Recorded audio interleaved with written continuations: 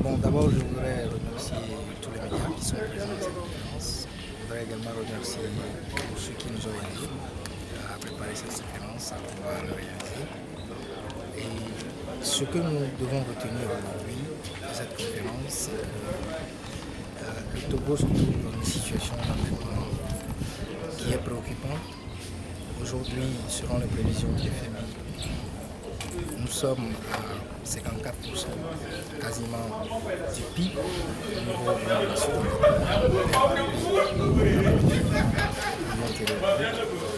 Donc, nous avons, suite à ce rapport du FMI, voulu organiser cette conférence pour expliquer davantage à nos concitoyens la situation de l'endettement de notre pays, dette extérieure, dette intérieure, et la situation économique dans laquelle se trouve le pays. Est-ce que nous allons pouvoir, avec la politique économique actuelle de notre gouvernement, payer cette dette? Est-ce que nous allons une fois de plus léguer des dettes à nos enfants, aux générations futures? Voilà tout le défi, tout l'enjeu, c'est ce que nous avons voulu expliquer de cette conférence à nos populations. Quand vous parlez de 54%, quel devrait être la norme? Le niveau de convergence, le critère de convergence de l'UEMOA situe la ligne rouge à 70% du PIB, c'est-à-dire que le niveau d'endettement global de nos États dans la zone UEMOA ne devrait pas atteindre 70% du PIB. Donc, le Togo, qui était à 32% du PIB au lendemain de l'initiative PTE, avec l'effacement de la dette, se retrouve 5 ans plus tard, en 2015, à 54% du PIB, selon les prévisions du FMI. Et ça préoccupe énormément le FMI, qui trouve que la situation est inquiétante et qu'il y a urgence de pouvoir faire un assainissement budgétaire, de pouvoir faire un suivi de la gestion de dette publique, de manière à ce que nous ne rentrons plus dans ce qu'on appelle en économie l'insoutenabilité de la dette et que nous soyons face une fois de plus à un autre ou une seconde initiative budgétaire. Dans cette situation, En quoi va consister l'assainissement budgétaire, c'est faire en sorte que les dépenses soient maîtrisées. Faire en sorte que les recettes, toutes les recettes fiscales et non fiscales du pays puissent entrer dans le canal du trésor de l'État. Donc, c'est lutter, par exemple, contre le détournement. À ce sujet, nous saluons la création de la commission anticorruption, mais nous espérons que cette commission œuvrera mieux et davantage que son prédécesseur pour défendre les intérêts des populations togolaises. alors à pareille allure, le Togo pourrait-il émerger d'ici 2030?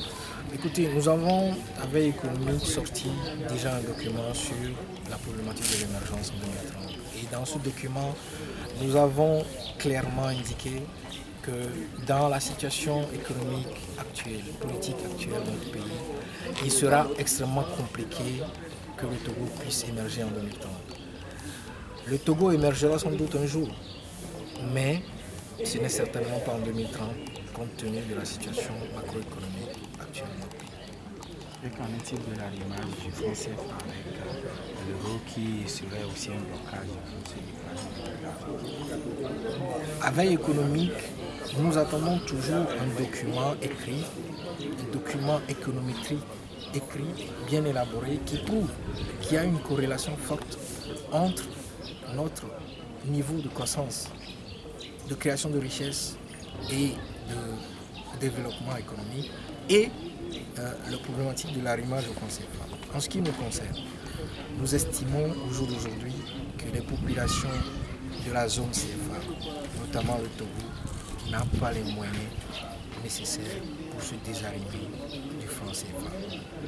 Dans la situation géopolitique et géostratégique dans laquelle se trouve le monde au jour d'aujourd'hui, nous n'avons pas les moyens de nous désarrimer du franc CFA. Et nous attendons toujours que des documents écrits puisse nous prouver le contraire. À but non lucratif, mais qui a deux orientations, une orientation pédagogique et une orientation humanitaire. L'orientation pédagogique, c'est de tout faire pour pouvoir sortir des documents, publier des documents qui expliquent la vie économique de notre pays, population. C'est de rendre simple et compréhensible en matière économique ce qui est complexe et compliqué à nos populations togolaises. Et la deuxième orientation, c'est l'orientation humanitaire. Nous avons plusieurs médecins qui sont membres de l'association et nous envisageons, lorsque les moyens nous le permettront, de pouvoir distribuer, aider les populations dans les centres hospitaliers de manière à pouvoir, je dirais, apporter notre modeste contribution à la santé de nos populations. Donc voilà en substance ce que fait l'aide économique et ce que veut apporter l'aide économique aux populations togolaises. Vous êtes créé en quelle année? Nous sommes créés en 2015, mais nous avons déjà sorti plusieurs documents. Nous avons déjà sorti des documents sur l'émergence. Nous avons déjà sorti un document sur les phosphates. Nous avons déjà sorti un document sur les 10 ans de notre économie. Nous venons à cette conférence de sortir un document sur l'endettement de notre pays. Donc nous travaillons.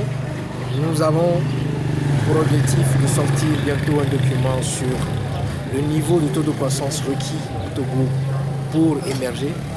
Et d'ici 2-3 mois, nous allons participer au débat de la session budgétaire. Nous allons sortir un document sur la structure de budget requis pour le Togo qui permettra aux Togolais de vivre mieux.